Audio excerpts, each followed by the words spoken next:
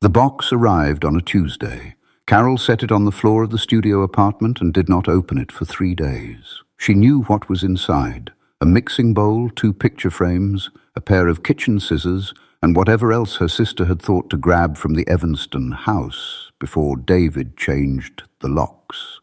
Not much, but enough to make the room feel smaller. The apartment was on the 4th floor of a building that smelled of other people's cooking and old radiator heat.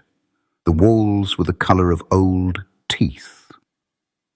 There was one window that faced a brick wall, and through the gap between the buildings she could see a sliver of grey Chicago sky, maybe 4 inches wide, like a letter slot.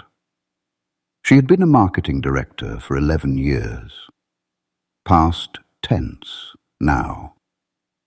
The firm had called it a restructuring.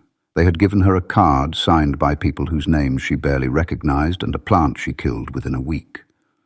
She had been a wife for 19 years.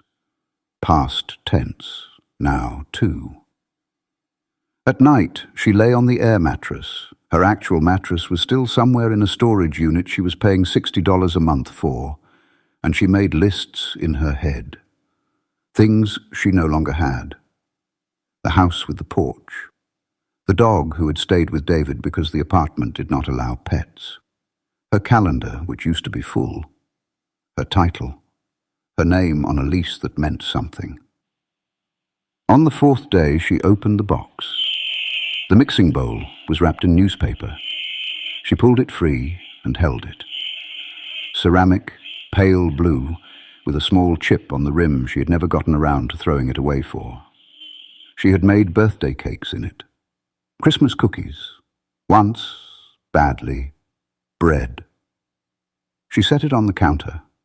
It looked ridiculous there, too large and too domestic for the tiny laminate surface. She almost laughed. Almost. She went to the window instead. 4 inches of sky. A pigeon landed on the brick opposite and regarded her with the flat, bureaucratic stare of a pigeon. Then it left, and something shifted. Not a revelation. Nothing so dramatic. More like a thread pulled loose. She had spent 4 months grieving a life she had mostly been too tired to enjoy while she was living it. The porch she sat on twice a summer. The title she carried like a stone. The marriage that had gone quiet somewhere around year 12, and neither of them had said so out loud. She looked at the bowl on the counter. She looked at the 4 inches of sky. She got her coat. Downstairs, 2 blocks east, there was a grocery store she had walked past but never entered. She went in. She bought flour, butter, eggs, sugar. She bought a lemon because she wanted one. She carried the bag back up 4 flights of stairs, and she stood in the kitchen of the apartment that smelled like other people, and she began to measure things out into the pale blue bowl. She did not know what she was making yet. That was fine. She had the bowl. She had the ingredients. She had the afternoon. Outside, through the letter slot of sky, the light was going amber, the way Chicago light does in October, low and sideways and almost kind. Carol rolled up the sleeves of her cardigan, and she began.